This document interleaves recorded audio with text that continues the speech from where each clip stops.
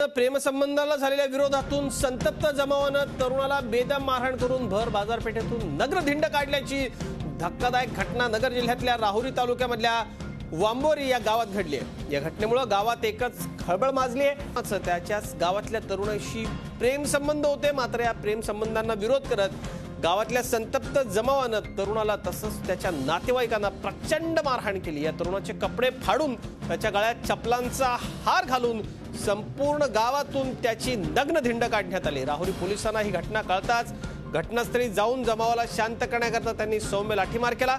या घटनेमुळे वांबोरी गावामध्ये बंद पुकारण्यात आलेला आहे।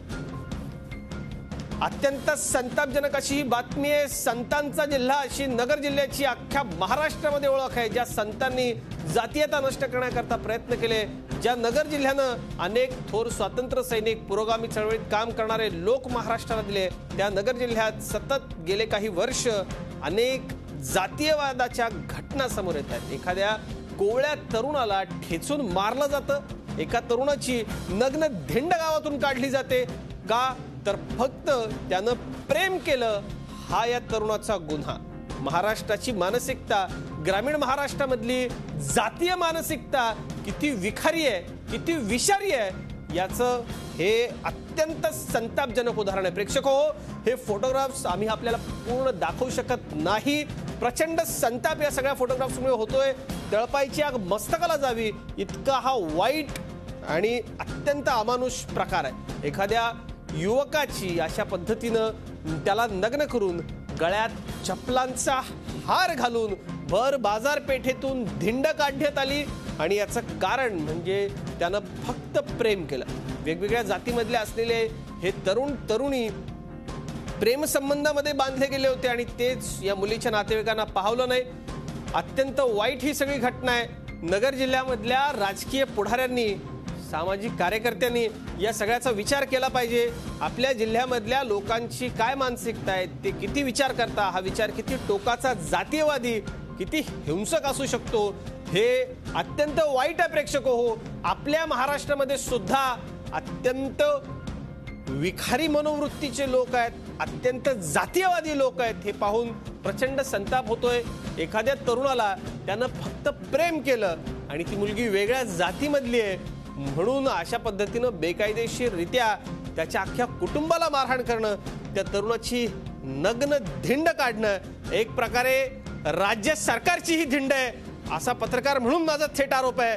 पोलीस आणि जिल्हा प्रशासनानं या तरुणाला, त्याच्या कुटुंबियांना त्यांचं मानसिक पुनर्वसन केलं पाहिजे, त्याला योग्य ती मदत दिली पाहिजे आणि या गावामध्ये हे कुटुंब पुन्हा सन्मानाने कसं जगेल हे पाहिलं पाहिजे।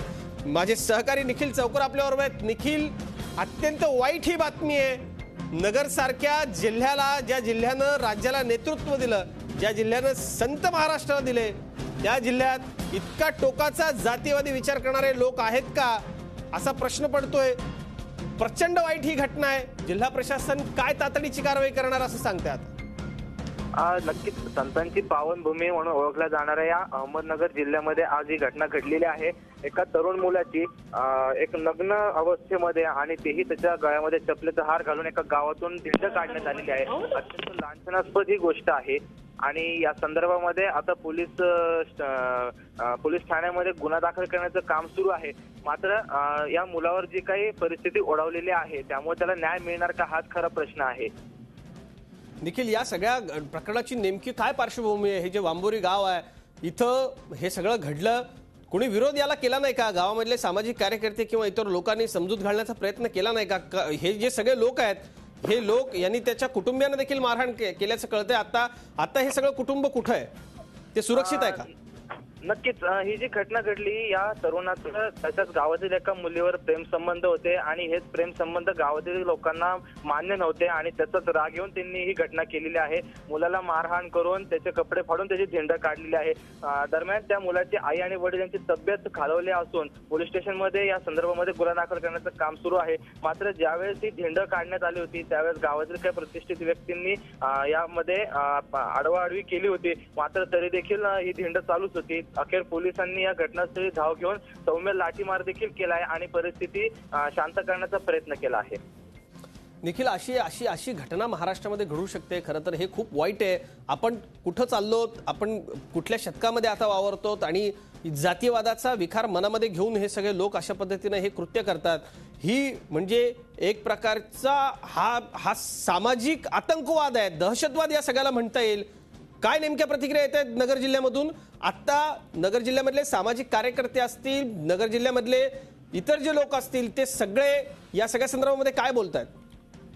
नक्कीच अहमदनगर जिल्ह्यामध्ये गेल्या काही महिन्यांपासून अत्यंत वाईट घटना घडत आहेत. जातीय वादातूनही अनेक घटना घडत आहेत. त्यातच आज म्हणजे गृहराज्यमंत्र्यांचा हा जिल्हा आहे अहमदनगर जिल्हा, आणि त्यातच आज कायदा आणि सुव्यवस्थेचा प्रश्न निर्माण झालेला असताना आता या घटनेकडे नेमके कशा प्रकारे सामाजिक कार्यकर्ते पाहत आहेत ते बघण्याची गरज आहे. परंतु तूर्तसा या मुलाला न्याय कसा मिळेल, कारण अत्यंत कमी वय म्हणजे अल्पवयीन हा मुलगा आहे आणि त्याच्यावर आज ही परिस्थिती आलेली आहे. त्यामुळे याला न्याय मिळतो का? पोलीस नेमकी काय कारवाई करत आहे? तरुणाईला याचं उत्तर द्यावं लागणार आहे. गृहराज्यमंत्र्यांच्या जिल्ह्यामध्ये ही घडलेली घटना, आता सध्या अधिवेशन सुरू आहे, एक प्रकारे राज्य सरकारचीच ही धिंड आहे असं समजून राज्य सरकारने या सगळ्या प्रकरणात कडक कारवाई करायला हवी.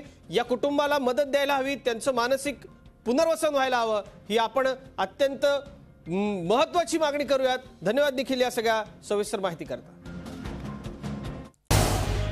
झी 24 तास रहा एक पाऊल पुढे.